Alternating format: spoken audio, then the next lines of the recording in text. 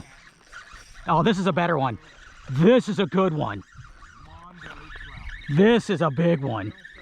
Hey Salt Strong Nation, this is Pat Ogletree, and in this video I want to share with you a recent trip that I took. Matter of fact, it was a tournament that I was fishing that was a topwater only, and not just topwater, it was one specific topwater that you had to use.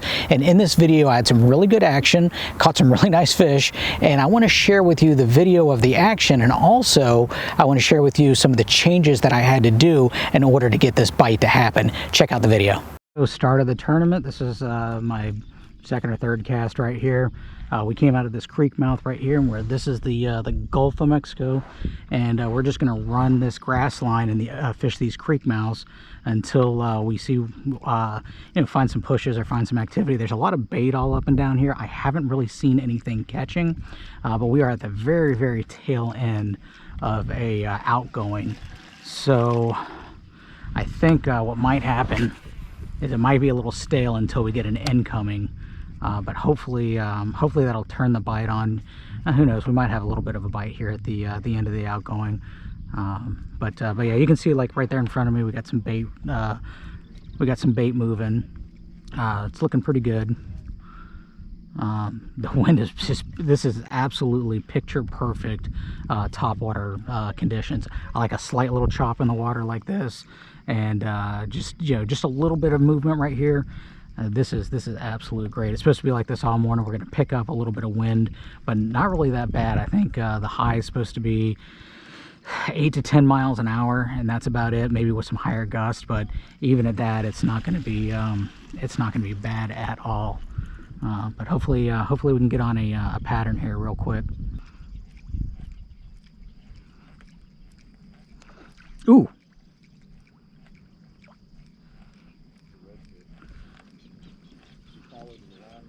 Change up a little bit of strategy here. Matt is going to go work that weed line, and then I'm going to stay out deeper, see if we can eliminate some of this water and see if we're going to get more bites along that shoreline, if we're going to get more out here. Now Matt's gotten several blow-ups, and I haven't got one yet, but we're going to see if we can pattern it. If I start getting more blow-ups out here and he's not getting any out there, or vice versa, we'll both just move along and work the same column of water.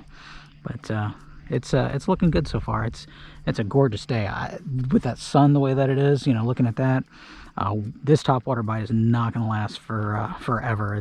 We probably, I think maybe max another hour and a half, absolute max.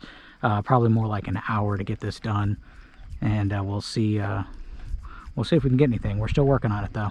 Okay, so we've got this vast area. I mean, this is just a huge area that we've got to figure out where these fish are hiding. And we got Matt's working those creek mouths in the grass line right there. He's getting some bites over there. He's getting some follows. And I'm going to work out this area. So when you get into an area like this and you try to figure out, okay, well, where do I work? What's going on?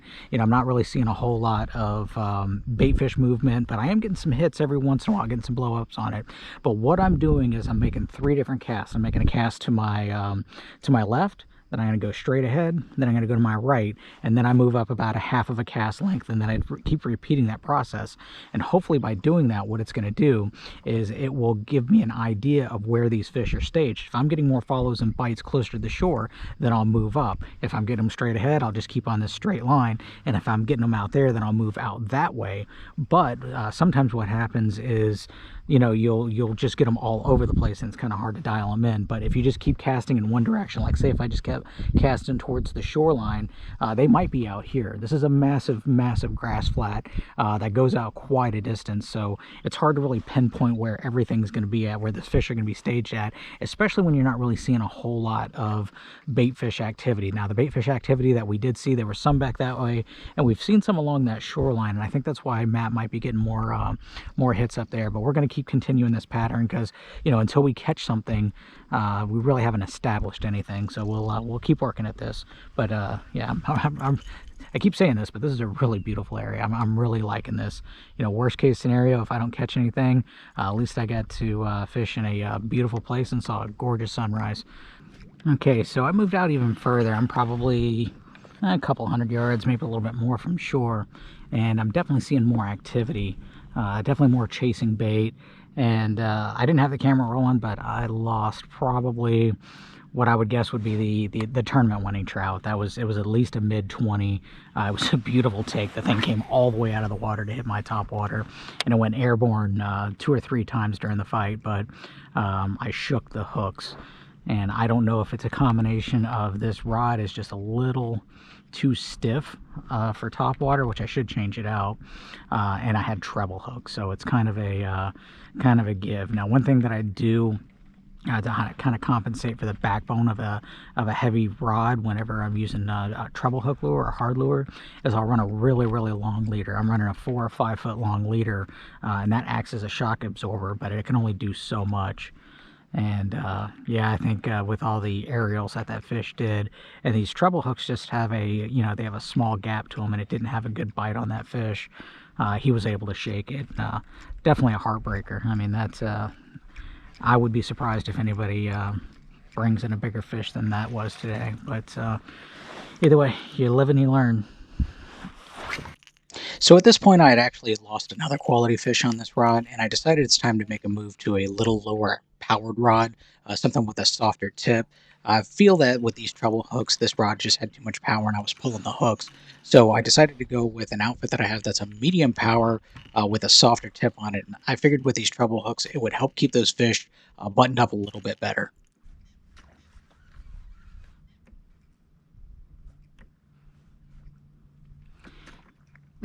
Man, they're just blowing up on this lure, but I cannot get any of these tickets. There we go. Thank you. That's a nice one, too. Hopefully I can stay connected with this thing. I'm going to turn that drag down. That's a good trout. This is a good trout.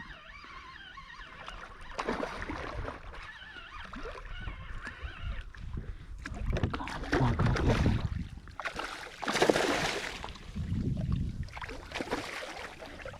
Come on, come on, come on. Come on, come on, come on, come on.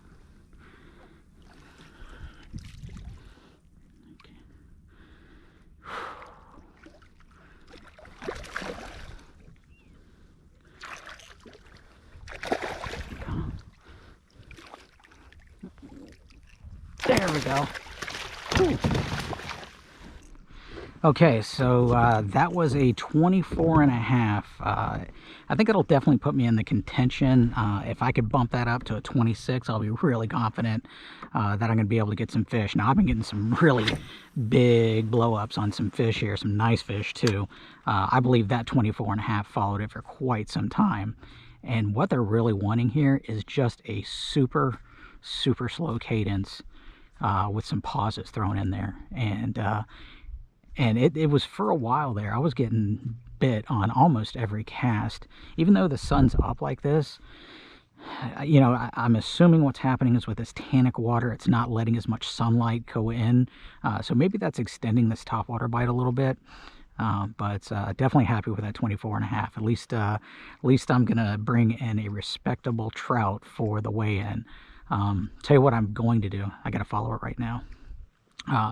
Tell you what I'm going to do is I'm going to stay out here for a little while, then I'm going to catch up to Matt, and I'm going to hit that shoreline because I think I'm in pretty good shape with that trout, and see if I might be able to get into a redfish. There we go, another trout. That was an explosive hit. Of course, I didn't have the camera rolling, but that was definitely fun. I saw some bait fish activity out there, and he was right up underneath that bait pushing it up, and he just slammed that super spook. Absolutely crushed it. It's like a jigsaw puzzle. There you go. Nice little fish there. We'll get him in the water.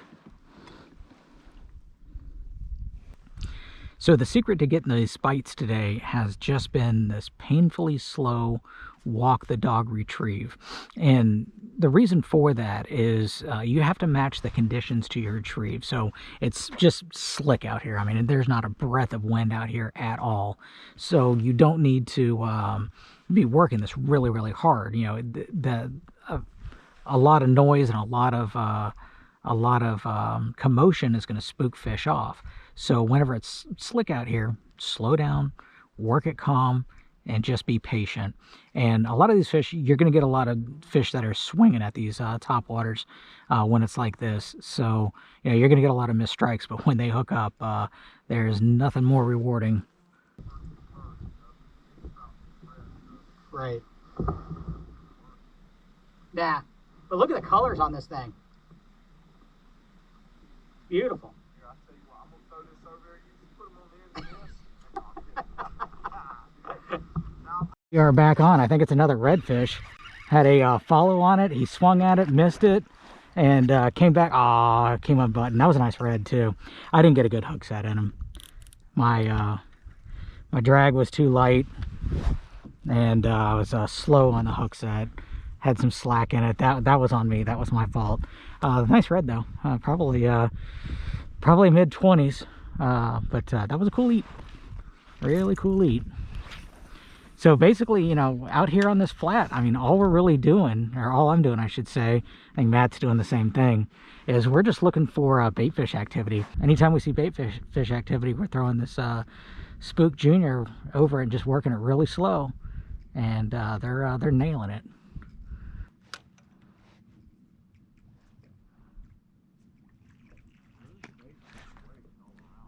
Oh, I just got a pop. Good one. Oh my goodness. I wasn't even, look, my lure was just sitting here, not even moving. Like I was done reeling, I was looking over there talking to you. Yeah, there we go. Oh, this is a better one. This is a good one. This is a big one. Ease up on him, man. That's the winner. Yeah. Okay, here he comes around.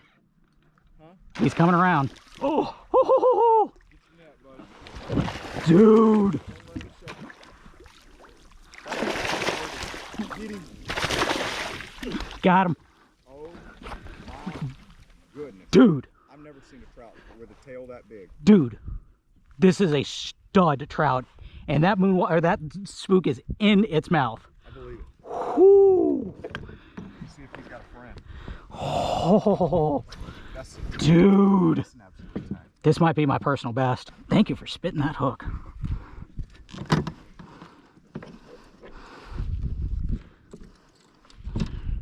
She might be ticking 29. She's 29. Move your right hand. There you go. Here, so nobody complains. She's 28 and a half. Mondo. Mondo trout.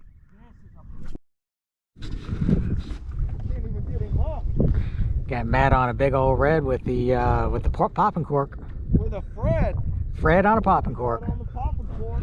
You know you ain't supposed. Just crushed it. You know you ain't supposed to do that, right? Listen, what works works. Listen, I'm breaking all boundaries. I'm writing new rules. There you go. Don't use popping corks. This is why you use a popping cork right here. Because when you have a bad day, or just the conditions, today they've been keyed in on the sound.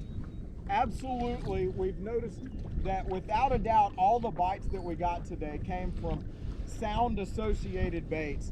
And so that made me think to switch to a popping cork, and I did. First cast I caught a trout. Second time I caught this redfish right here. Let's see if we can get him in without losing a thumb. What a pretty fish. What a beautiful, absolutely beautiful redfish. So I definitely got a lot of action that day, and because of that big trout, I wind up winning that tournament. And it wound up being the fact that I had to change the cadence of that lure and slow it way down in order for these fish to bite. Now, there was some people in the tournament that actually wound up getting skunked. They didn't catch anything because they were working the lures the same way that they always have. So it's important to always change things up and let those fish tell you what they want. So if you like videos like this, instructional videos that don't necessarily just show you just just the action, but they tell you what's going on and why the fish are biting. We've got plenty of these here at the Insider Club at Salt Strong. Matter of fact, there's 6 other coaches just like me that are posting videos like this every single week. So every week we go out, we fish a different spot, we catch the fish, and we show you the on-the-water action, and we break down in a pre-video of why we chose the spot that we chose. We show you the on-the-water action. We actually show you exactly where we caught those fish, down to the spot, what changes we had to make, and what lures and the equipment that we were using to make that catch happen. So if you enjoy videos like this, again, I highly recommend that you check out saltstrong.com and take a look at the Insider community. And if you want to try any of these lures that we were using in the tournament, this particular tournament just so happens to be the Head and Super Spook Junior. We sell those at fishstrong.com along with a lot of other topwaters and subwalkers and all the soft plastics that you need to be a successful inshore angler. Check that out at fishstrong.com. And until then, I hope you enjoyed the video. And if you're new to Salt Strong, just know that we are the #1 online fishing club in America, where we guarantee that you will catch more fish in less time, save money on all the tackle that you need, and make friends fast, or it's free. For more information, go to saltstrong.com. And until then, we hope to see you in the Insider community soon. Have a great day. Bye.